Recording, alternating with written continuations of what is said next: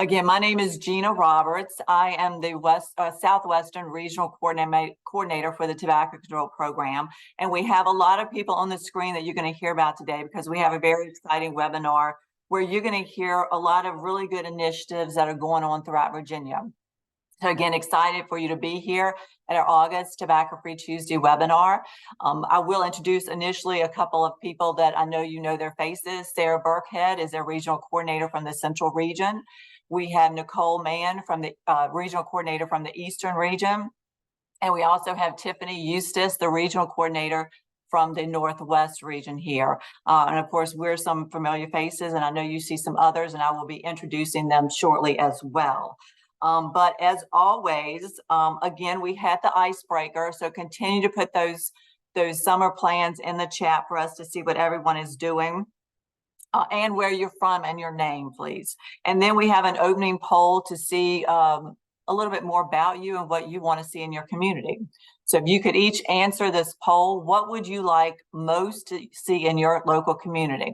An increase in your local cigarette tax, culturally competent cessation programs, cessation partnerships with local healthcare providers, tobacco-free parks and recreation, tobacco-free colleges and universities, tobacco-free casinos, and other. You can just add that in the chat. So if you could take the next few seconds and vote on that, that would be wonderful.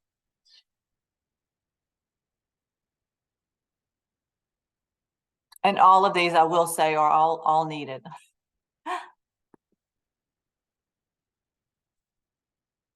So a couple more seconds, and then Sarah will show us what you might most like to see, or maybe what you already have going on.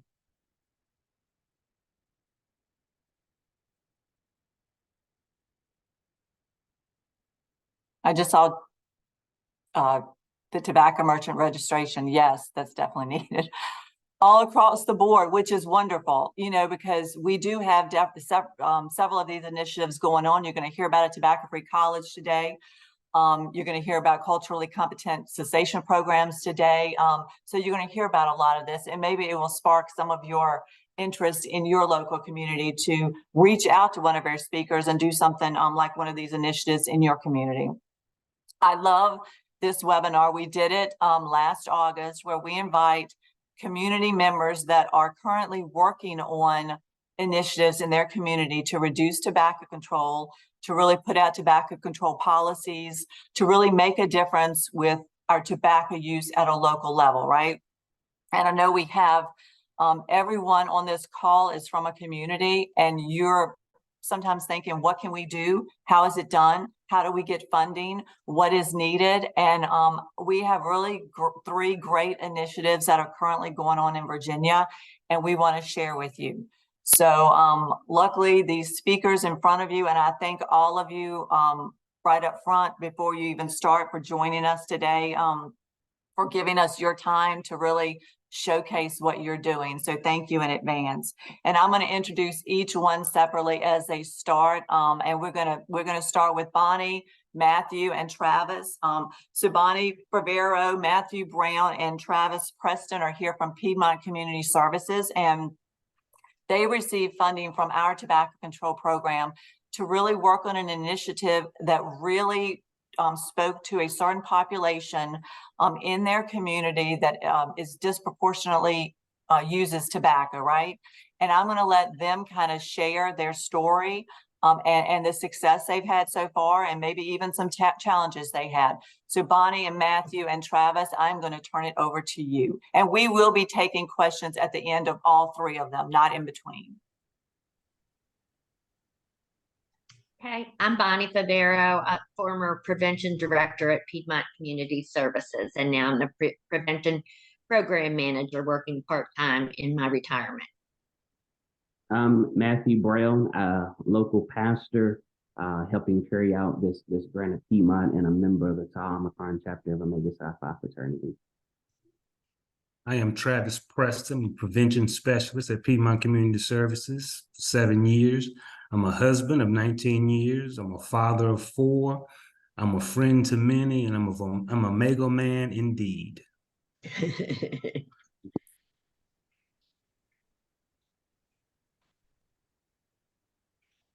So we started by applying for the lead agency grant.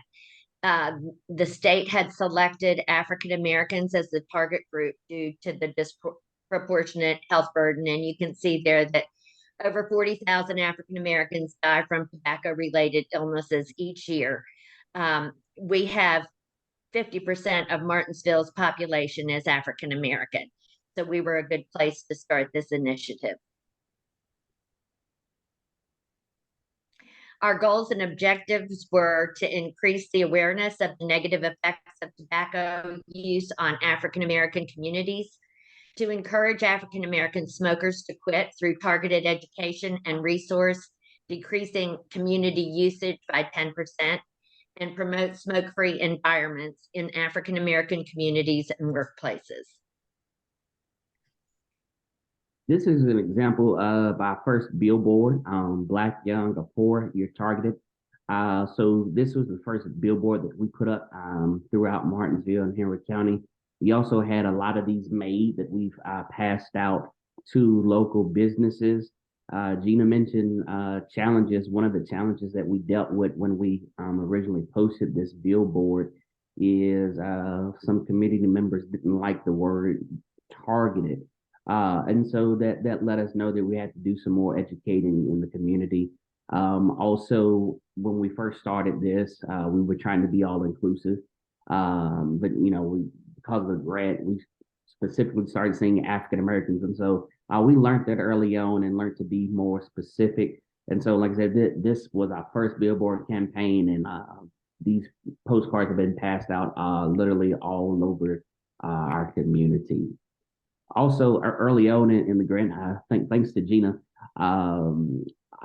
just about our entire prevention staff attended virtual training, tobacco treatment specialist training through Duke and UNC.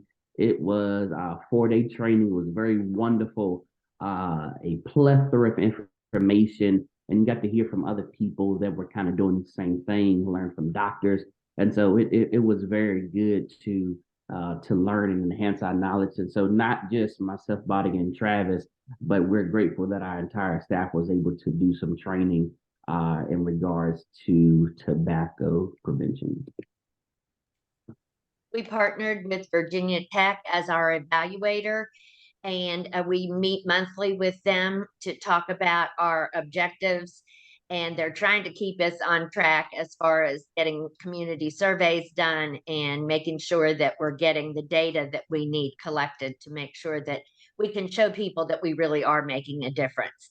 That also is always a little bit of an obstacle in trying to get community surveys done, but we're out there in the community doing the best that we can to get people to respond.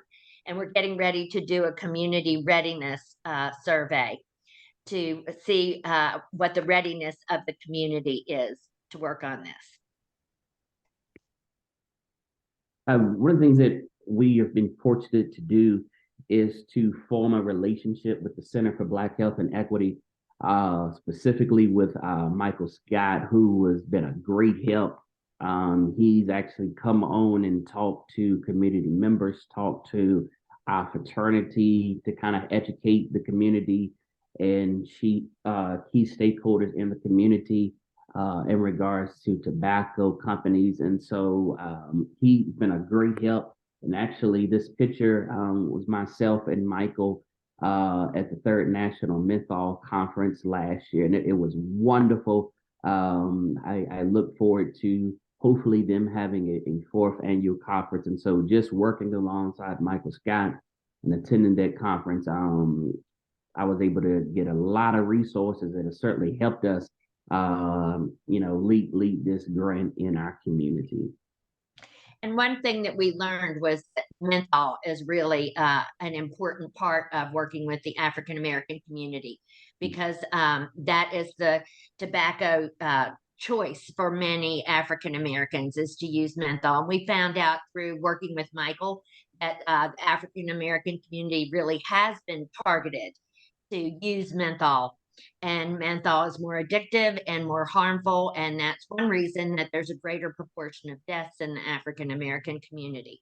So that was a great educational effort that we had. We educated more than ourselves. We used our drug-free community coalition from Martinsville and Henry County, and they also attended trainings with Michael Scott virtually to learn about this initiative and why it is so necessary. Piedmont Community Services partnered with Tom Omicron chapter of my fraternity, Omega Psi Phi Fraternity Incorporated, to continue to uplift and empower and educate our youth and the surrounding communities concerning these harmful effects of tobacco and their advertising strategies. Omega Psi Phi it's a professional organization consisting of 12 districts across the world of educated men with similar ideas and goals, men that strive to make the world a better place. We stand on 4 principles: manhood, scholarship, perseverance, and uplift. All 4 principles are vital to who we are, all right? But this last principle, uplift, is a great focus of ours in the partnership with Piedmont Community Services. We find pleasure and fulfillment in educating and empowering our others, building others up and to grow. And as we say in my fraternity, lifting as we climb.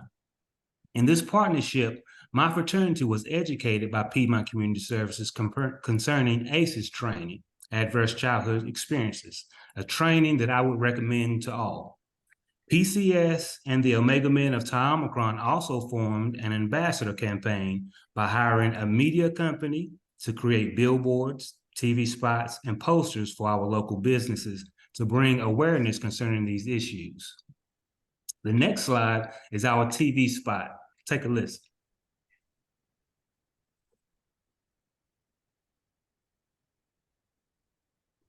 Don't take the whole community to come out together. There's some things we can do to become a healthier community. You know, you got smoking, diabetes, heart disease. You know, our biggest goal is just to put the information out there. My father passed from lung cancer, prolonged use of smoking cigarettes. There's some things that are not good for you. It's about helping kids to make better choices. We do better when we know better. Those were members of my fraternity, Omega Psi Phi Fraternity Incorporated. These are 3 of 5 billboards that have been displayed throughout our community, attempting to educate and empower. All right. One of my brothers, Garrett Dillard, he said, "Be healthy," right? Clear the smoke. One of my brothers, Ben Gravely, "Don't be a victim." My other brother, Richard Harris, "What do you want to accomplish?" Help clear the smoke. Right? And these are 3 of 5 posters created to display in our local businesses to attempt to bring awareness to the situation. All right. My brother Garrett Dillard said, "Making healthy choices now will benefit you in the future. We all have an obligation to help kids understand the facts and have the conversation." My brother James Harrison stated, "As you grow up, you make choices that have long-term consequences. My father died of lung cancer because of smoking. So I say to young people, think about the consequences." My brother Jarrell Carter Sr., he stated, "Be a leader. You don't have to follow everybody else. Make your own healthy choices about smoking." He stated, "I quit smoking when my daughter was born. I knew it was the right choice for me and for her." Along with the work that we've done with our fraternity, Travis and I, along with the fraternity, have been very active in our community.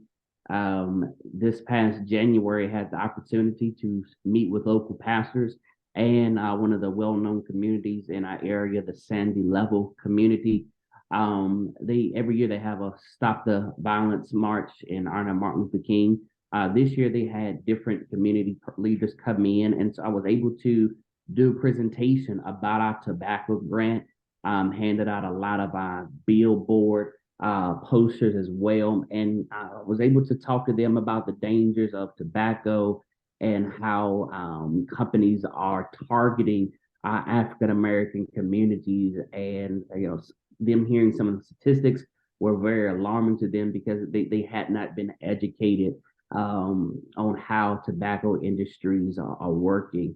Also, my fraternity in the lower right-hand corner partner with the MLC Cancer Foundation. They have an event each and every year, and we were able to serve as a panelist this year, again, to talk about the dangers of tobacco and how it correlates with persons who have cancer. And so we were able to get the word out about that. And then in the upper right-hand corner, this past June, Travis and myself set up at Martinsville Juneteenth celebration. We gave out posters and postcards and educated the community. And also, everyone that stopped by the table was able to take a community survey. The community survey just asked questions about tobacco, how they feel about how our area is addressing tobacco, how stores are popping up. And so the survey has been very helpful just to kind of see how our community persons are thinking. And so all of those events went very well to get the word out. Several weeks ago, 2 of our 3rd District representatives came to Martinsville, and the brothers of Tau Omicron educated them concerning the harmful effects of tobacco and how we and our children are being targeted. As stated earlier, over 40,000 African Americans die from tobacco-related illnesses each year.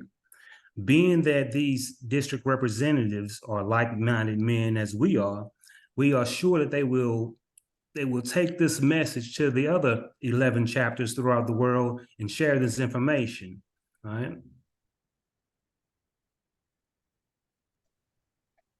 And finally, we wanted to meet with African American business owners in our community. Matthew and I had come up with the suggestion of hosting a meal and inviting them. And then Matthew, knowing the leader of that group, was able to meet with her and get her to tell us, instead of us planning something, we should come to their monthly meeting where they host all the African American business leaders for a meal and bring our program to them. So we attended their monthly meeting, and we presented our project. We showed the video, Black Lives, Black Lungs. And if you haven't seen that, it's on YouTube. It is a wonderful video to really help understand this issue. And we received verbal agreements from some of the participants that they would designate themselves as proud African American tobacco-free businesses. So we have future plans to continue to spread the word through that method, and to continue to try to get some signs put up in their businesses that say that they are proud African American tobacco-free businesses. Thank you so much. We'll take questions at the end. Thank you. Thank you, Bonnie, Travis, and Matthew. Your work is phenomenal. I love to see that ambassador campaign. It's really people from the community speaking, right? And that's what they want to say. And that's where this, lead agency project has really done phenomenal work, is getting that buy-in from the African American community to support this and to really advocate for themselves that for tobacco-free policies, right? Travis, I've got to say, I loved your last principle, lifting as we climb, to uplift, right? To uplift. And we're not taking questions right now, but I just had to mention a few things about this campaign that I just really love. And also your intro, friend of many. So that's what it takes. It's right. It's getting those voices together that are like-minded. You mentioned that also, Travis, like-minded individuals leading the way for this. And I think that's what it's going to take. So thank you all for this tremendous work that you're doing in Martinsville and Henry County. And we will, of course, if you do have any questions, please put them in the chat and we will take them at the end. But I also have the pleasure of introducing Kara Wiseman and Brenna Robinson. And they are both from UVA. Brenna's from the UVA Cancer Center. and Kara is from the UVA School of Medicine, and they are doing a great initiative, FamHealth, in one of the middle schools, I believe, in the southwest part of Virginia. So really excited to hear your presentation about the work that you're doing in the Southwest. So Brenna and Kara, I'm going to turn it over to you. Thanks, Gina. Hope everyone can hear me okay. So as Gina mentioned, Brenda and I are both from UVA, and we intersect through this project, but we do live in kind of different places within the school. And so we're so excited to be representing our group today to tell you about the FamHealth project. So the FamHealth project stands for Family-Based Health Promotion to Prevent Tobacco Use. I'll tell you a little bit about the funding for this project. So we have funding from the Virginia Foundation for Healthy Youth. We're just starting our third year, and we were a different kind of grant than VFHY usually funds. They were doing things called community innovation grants. So this is not a research grant, it's a community project grant. And so we, like I said, are starting our third year. And our project is done with many different partners. So as I said, we're at UVA representing the Cancer Center. We also have someone from Virginia Cooperative Extension, and they are tasked with doing some of the tobacco prevention curriculum in the schools in the area. We also have our middle school partner, Coburn Middle School in Wise County, Virginia. And then another partner is UVA Wise in the kinesiology department. And you'll hear more from Brenna about how all of our groups are kind of working together for this project. But the main goal of this project is to create youth developed intervention materials to give back to the community to focus on tobacco prevention and control messaging. And we'll tell you more about that in a second. Go ahead and change slides, Brenna. So some of you might be asking, why Southwestern Virginia and why middle school? So we thought we'd give a little bit of context for the project. So nicotine use among youth, which I'm sure most people on this call know about, is a prime time to develop dependence. And so it's an important age period and developmental period to be intervening on to prevent tobacco use. And in Southwestern Virginia, you can see on the map, we are highlighting tobacco use in the Appalachian region, and we can see really high rates of tobacco use. And Wise County, Virginia is within that region, and it also has fairly high rates of youth use.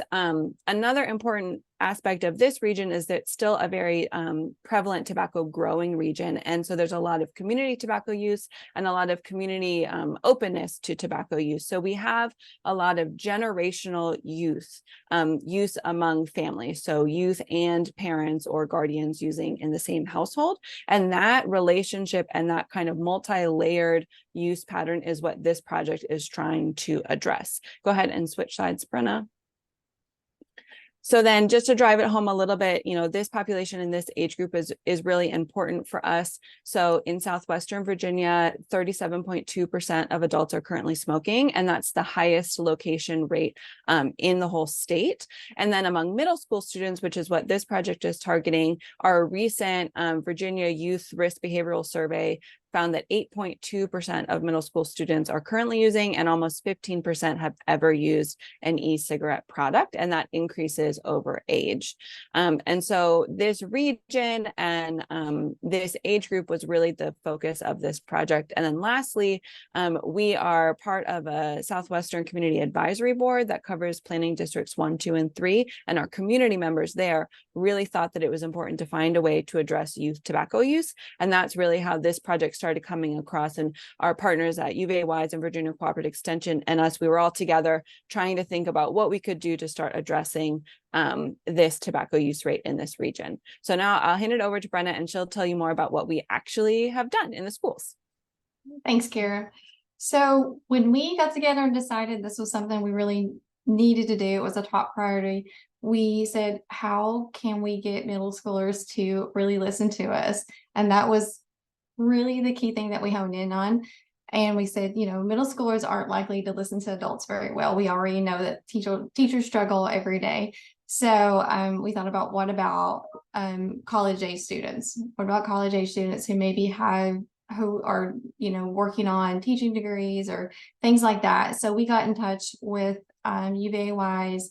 I was lucky enough to get in touch with Professor Cody Sanders, who actually teaches physical education, and things just fell into place. She let me know that she actually has a class that focuses on teaching. And we worked together to create peer mentors. We trained peer mentors. So we use a peer mentoring model. We trained these peer mentors, and it was integrated into her curriculum. And then we had monthly tobacco prevention sessions with Coburn Middle School. And these really established this relationship to develop trust. And these generated discussions through these innovative physical activity lessons that Cody's students created on their own. So each week her students would get together in class, they would come up with these lessons and then take them to the middle school and work with these students on talking about tobacco through physical activity. So it was great. One of the examples I can give you is they use relay games and use the theme of tobacco myths. And this built their confidence in communicating and decision making. And they later used these skills in conversation starters about tobacco.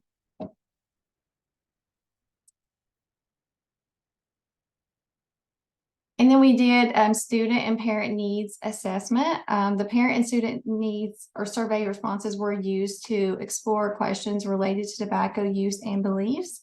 And these helped to inform activities and conversations and assisted the students in creating these tobacco-related health message that they later created for the parents and community. I'll just jump in quickly as the survey person on the team. So these figures are just snapshots of some of the data we got from the parent survey.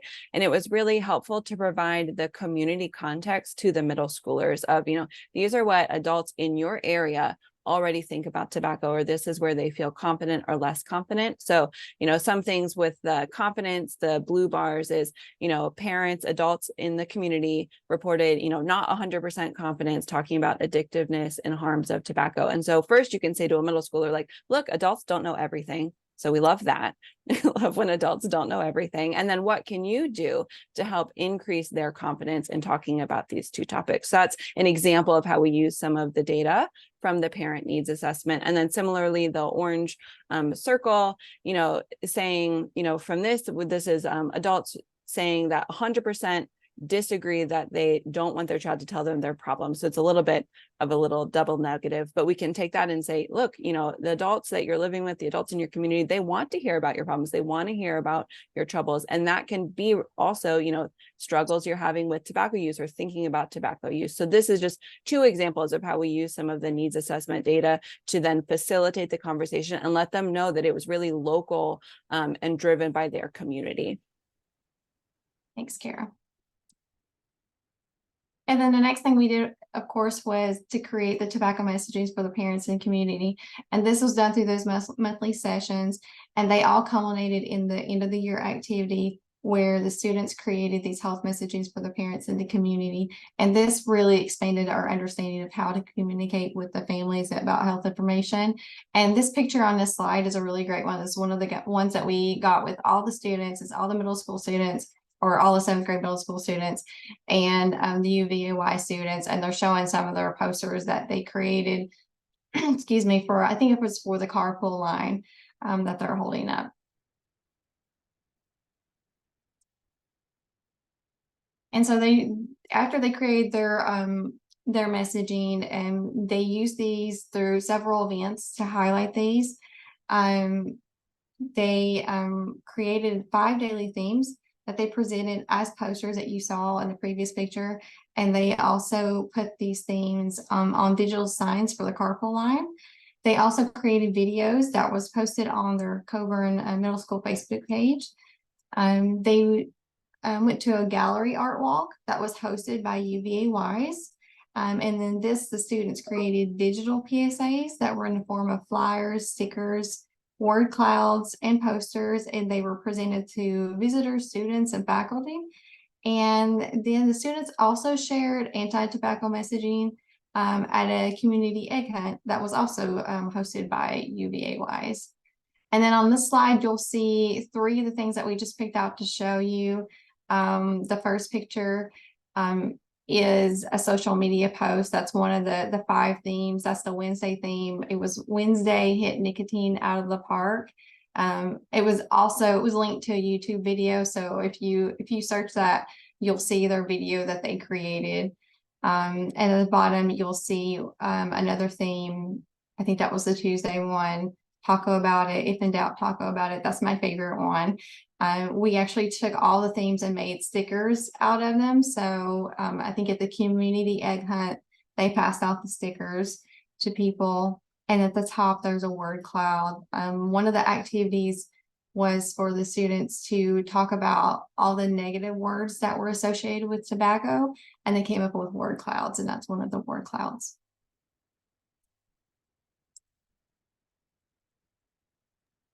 Okay, so like I said, this is not a research study, but we still have done a little bit of data collection to try and improve the program and learn about how it's working. So at the end of this year, we did a second round of surveys. And so I've just pulled out some snapshots of our student survey responses. Our second year too, so our first year, we focused on doing data collection among the students and parents and guardians of just the 7th grade and 7th grade youth, because that's who we were working with. But this year we got permission from the school to survey across the school and open up our parent and guardian survey also across the school. And so this provides really exciting information for us to see, you know, what was the 7th graders, you know, how were they doing at the end of the year, but also gives us the information we need for 6th graders for next year, 7th graders who are coming in. And so this data is from 243 students. It represents almost the entire student body of Coburn Middle School. And just to give you a snapshot of what we found, the first column of data is talking, have your parents ever talked to you about tobacco? So we have our percent saying yes and our percent saying no. And we can see that our 7th graders and our 8th graders have the highest percent saying yes. We were pretty happy to see that, especially the 8th graders this year were last year 7th graders. So we've been in the school 2 years. So 7th and 8th grade are people who have interacted with FamHealth. 6th graders are coming up next year. So we can see that a large percentage have been talking to their parents about tobacco. We were happy to see that. We asked about their comfort, and you can see this year 7th graders have our highest reported rate of comfort talking to their parents or guardians about tobacco use. And we can see that our 6th graders are going to need some help with that because they're only at 40% coming into the next year. And then, you know, looking at some of our tobacco outcomes a little bit, we're looking at intention to use tobacco here in this last table. So at any time in the next 12 months, do you think you will use any form of tobacco? And you can see our 7th graders for this year at the end of the school year have our highest percent of students saying they're definitely not going to use tobacco. So we have a high intention not to use, which is great. And then again, we can see our 6th graders have a pretty high percent that don't think they're going to use, but that's another topic we can make sure to work on and talk about with our peer mentors for next year's school. So that's just a little snapshot and an example of, again, how we're using this data to understand the program and inform next year's programming. And that leads right into what we're planning on doing for year 3. So continue to implement the Tobacco Prevention Club, of course. We're going to build on year 2.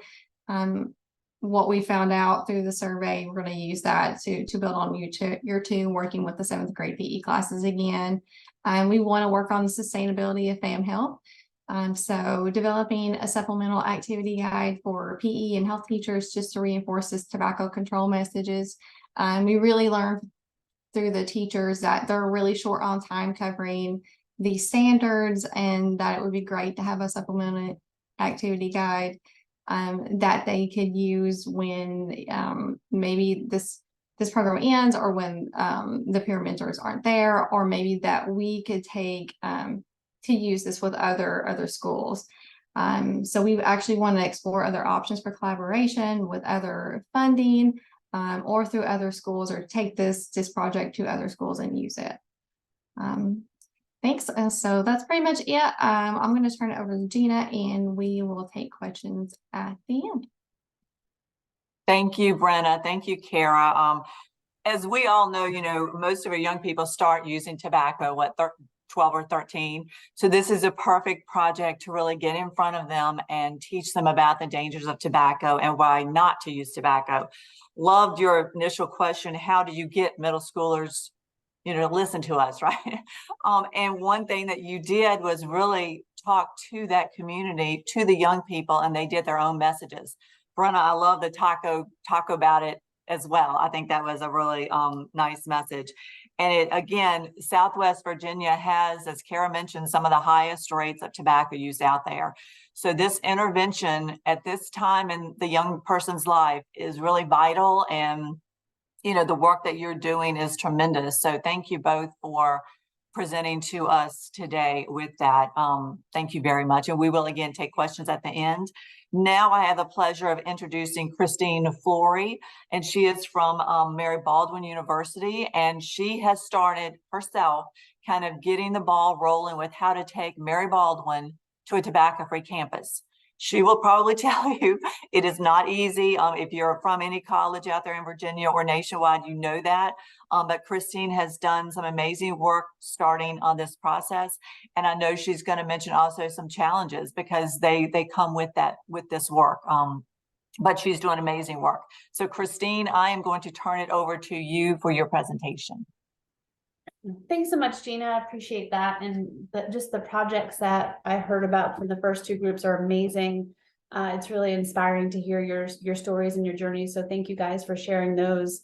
I definitely feel like I am probably a little bit, I don't want to say further behind, but just earlier in the process of starting this initiative on Mary Baldwin's campus. So Mary Baldwin University Breathe Deep, Breathe Free is our tobacco cessation initiative at Mary Baldwin University.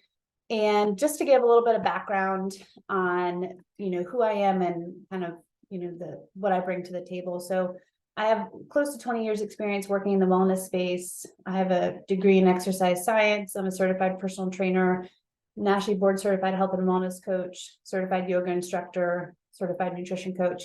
And I joined Mary Baldwin in April of 2022. So I'm also fairly new to Mary Baldwin. But I'm super excited to be working on this initiative alongside, I've had a lot of help from Gina and Tiffany, so I would not be where I am today if it weren't for them.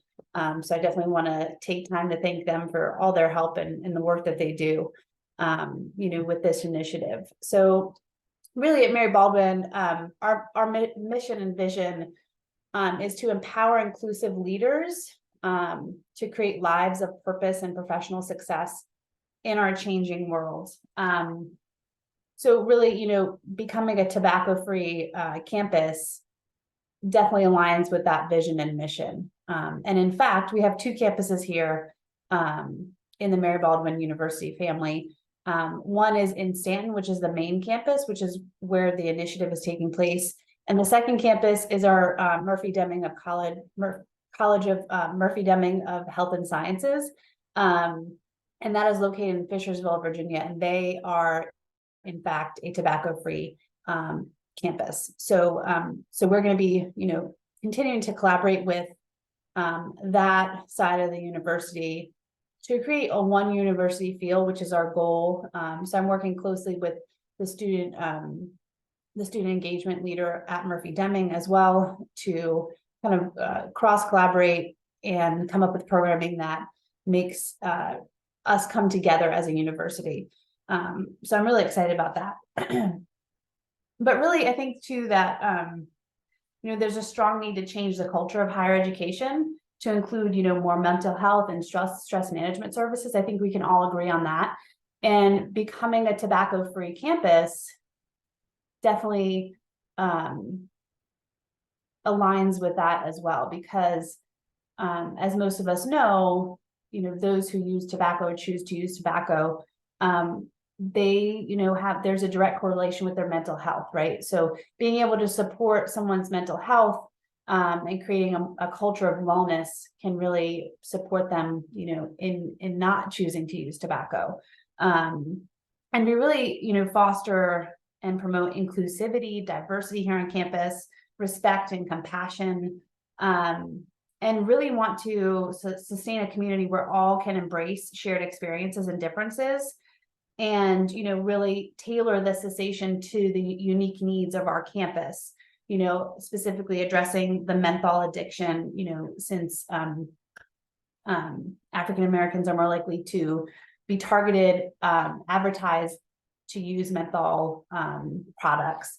We definitely want to, be sensitive of that and make sure we're including that in this campaign as well. And there are definitely other, subgroups in the population that are affected: low socioeconomic status, racial, ethnic, minoritized groups, sexual and gender minorities as well.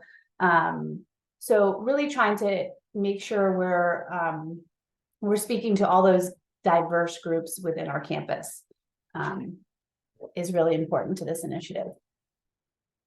So I'm sure, many of you on this call probably know why we're choosing to have a tobacco-free campus on our main campus, but just wanted to briefly go over these sort of bullet points here. We really want to reduce the tobacco use among young adults, create the opportunities to educate students about tobacco. It's not about, just throwing a lot of negative information at students and faculty and staff. We really want to educate them, obviously on the dangers, but as well the other tools that you can add to your toolbox, right, to support your wellness aside from using tobacco. There's also the economic and environmental impact. And again, I talked about earlier, this is in line with creating a culture of wellness across both campuses because Murphy-Deming is a tobacco-free campus already. We received our smoking policy report card, and that report card was a D. So clearly we have some work to do as far as improving that score. So we're definitely excited to work on progressing that specific grade, and I'll kind of show you some steps that we've taken to hopefully make that happen and become a tobacco-free campus by June of 2024 is the goal. So we applied for the tobacco-free college grant through Truth Initiative. And that was last October we applied for that, and we were awarded that grant, which I was really excited about, with obviously, and I too want to make sure that part would not have happened without Gina and Tiffany's assistance. So I encourage you to, reach out to the resources that are available to you, especially if you're, a one-person show trying to get this initiative off the ground. Ask for help, reach out. Don't feel like you have to do it alone. There are lots of resources available to you. It's just kind of reaching out and asking for those resources. We were awarded that grant. It was just under $15,000 that we were awarded. And that grant, covers everything from, advertising to stipend positions for 2 college leads who are really this grant initiative is, I'm here to help, but really those 2 college leads are driving the education piece, and the mobilization and advocacy of this initiative. So I'm here to help, come up with ideas and any resources that they need, but they're really leading the charge on this. This is a student-led initiative, and I'm definitely here to support them in that. So with that grant, we needed to create objectives, project work plan. A task force was created. We have a needs assessment survey that is completed. Just trying to figure out, we need to actually get that approved through our IRB.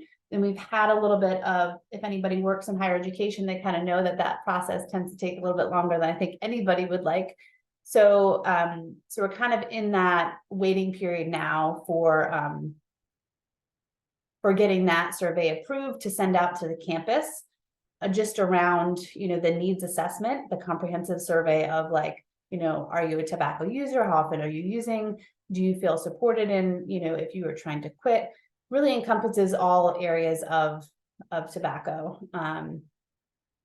I was able to recruit and hire 2 student college leads, as I talked about, and they're integral in this process of becoming a tobacco-free campus, and also create a budget to delegate where those funds need to be used. So this was really a great learning process for me. I had never applied for a grant before, so this is the first lot of new things that I learned. But it's been really exciting and rewarding to go through this process.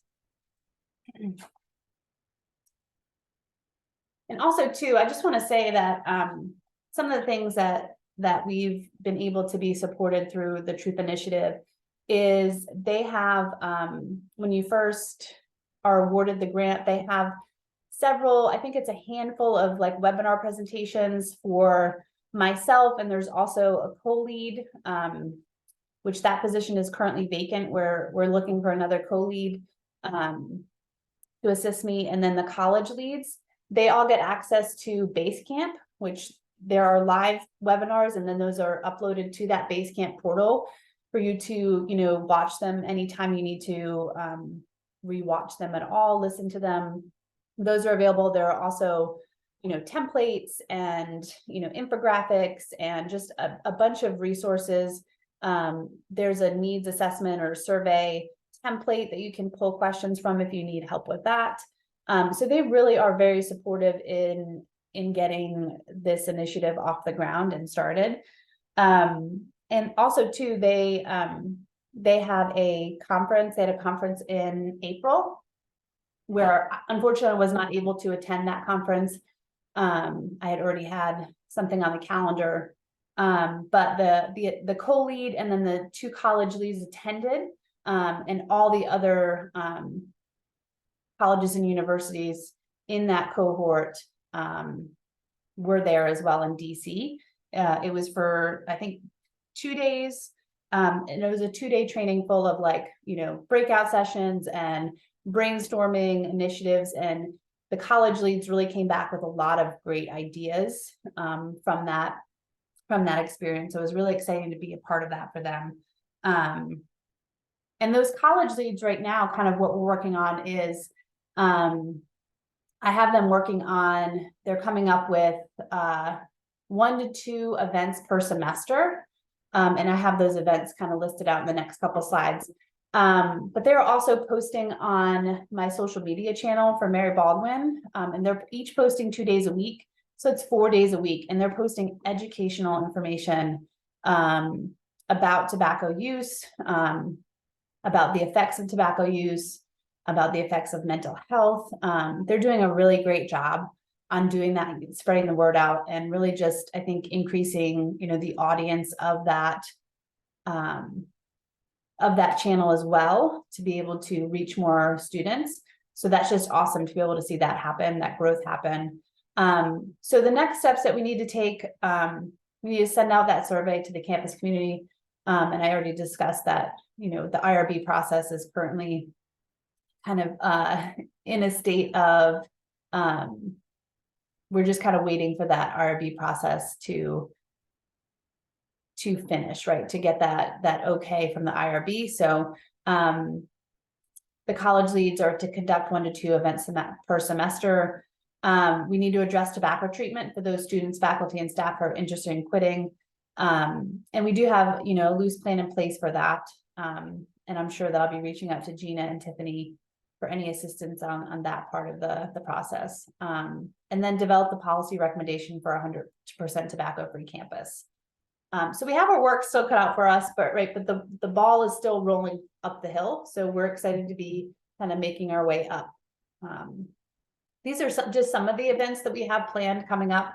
So this month we have an orientation table event set up with sort of like a prize wheel where people are gonna, you know, spin the wheel, you ask a question, and then you can win some Mary Baldwin swag, some Truth Initiative swag that they you know, gifted to us. That's part of the grant.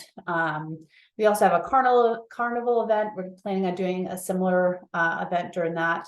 We're going to resume task force meetings in September. We are going to have a viewing of the Black Lives, Black Lungs video, and the college leads wanted to incorporate a sip and paint event along with that. We have Apple Day on our campus in October. We have Wellness Week as well. In November, we have No Nicotine November, and it's the Great American Smokeout. In February, we're going to be doing a Breakup with Vape event, which the students are excited to do that. So these are just some of the plans that we have laid out for the rest of the year, which we're excited for those. There are a few obstacles that we're anticipating or that we have already sort of come up against. So we have a brand new leader in our president as of July 2023. We've had some staff departures, as I've talked about. My co-lead is no longer here, so we're recruiting for a new co-lead. As always, you know, I think the previous presenters talked about getting middle schoolers to engage and participate in the process. I think we have the same struggle with college students, how to reach them, especially post-pandemic. There's a different, they're not engaging in the same way, so we have to meet them where they're at. And we're still, I think, trying to figure that out, like where are they and where's the best way to reach them. So that's going to definitely be an obstacle for sure, and getting them to participate in the events that we have on campus. That is all I have for you guys today. Looking forward to any questions you have, and thanks for your time.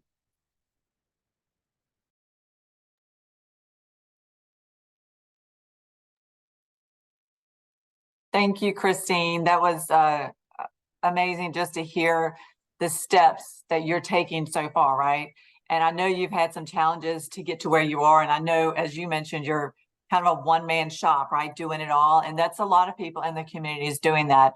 But the Truth funding, I think really is tremendous with how you can bring those people on board, especially the student leads, and get that involved. So thank you for what you're doing in the community, and hopefully as we work with you and as your student leads work together, we can hopefully have Mary Baldwin a tobacco-free campus of June 2024. I believe that was your plan, and kind of move the way for other colleges as well, right? Because I think we need to hear that you can do it and how you did it, and it is possible.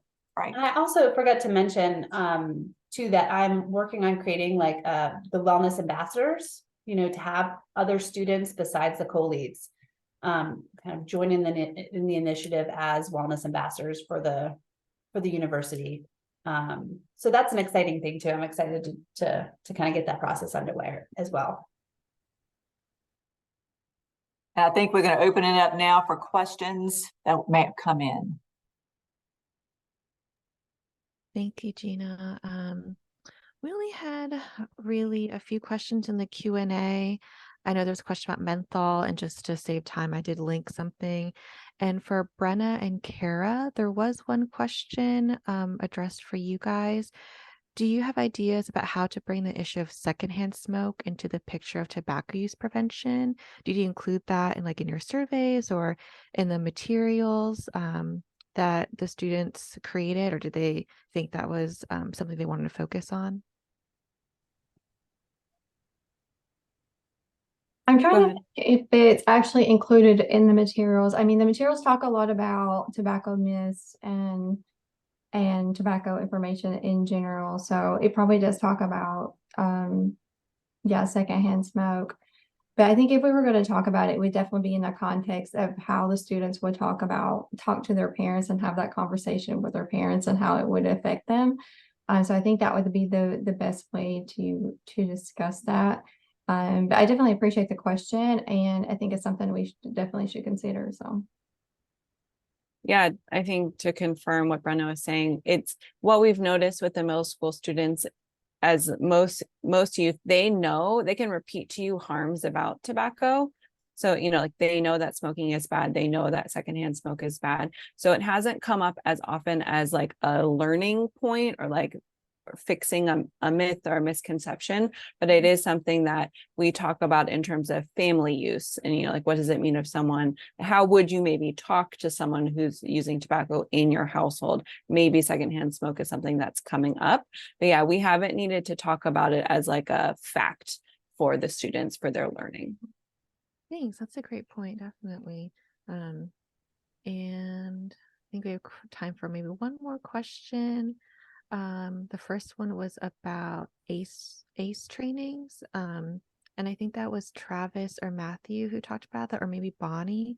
If you guys want to just touch on that, what it entails, and then where you got the training from, and if anyone can take the training.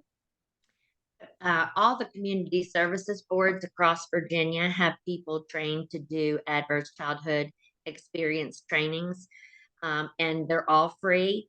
They can take anywhere from an hour to 8 hours. We typically do a 3-hour, And we train anybody that wants the training. We also offer it at least once a month for the public and for any employees of social services, teachers, etc.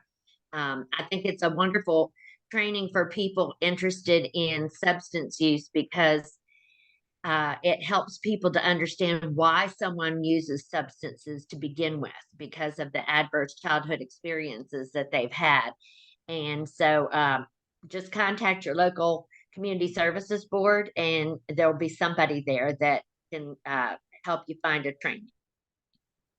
Perfect. Thank you so much for that, Bonnie. And yes, I know Bonnie said it, but ACEs stands for Adverse Childhood Experiences. I know there's like a nice short YouTube video that kind of goes over it in the background for that you can look up. But I've done the training. It's really informative and really great for kind of that background that Bonnie said. I know we have 2 more questions, but I don't think we have time to enter them live right now. We can definitely take those and ask the presenters offline and include it in our follow-up email as well. So I'm going to take the last 2 minutes and give it to Gina to kind of close everything up today. Thank you, Nicole, and thank you again to all of our speakers for joining us today and giving us this great information. We really appreciate it. I do have 2 announcements to make. We do have a Northern Regional Coordinator position that is open, and I believe it closes on August 18th. And I think that Tiffany is going to, she's already put it in there. So the posting is in the chat. If you know of anyone that may be interested, please send that to them. And once we get that person on board, we will have all of our 5 regional coordinators in our positions to definitely help our communities as you need us. And then one last but definitely not least, we do welcome Mark Bolt, and I believe he is probably on the call this morning as our new program manager. And if you know about our program, we have been without a program manager for a while now. So Mark's, we definitely welcome him. He will be meeting with all of you out in the communities as he gets to know Virginia and gets to know all of our coalition members and all of our leaders. So Mark, welcome. We definitely love having you on our team. And I will close out by just inviting all of you to attend our next tobacco-free Tuesday webinar, September the 19th. And as schools come back in, the regional coordinators will be presenting at that webinar and really talk to you about different curriculum and different programs that we have to talk about vaping and e-cigarettes and how schools can address this with your students, with teachers, and with parents. So definitely send the invite to your colleagues and leaders and partners and join us in September for a Tobacco-Free Tuesday webinar on September 19th. So enjoy the last few weeks of summer. Get out and really have a great time. And if you're getting back to school, good luck with that. And we will see you in September. Enjoy the rest of your week. Bye.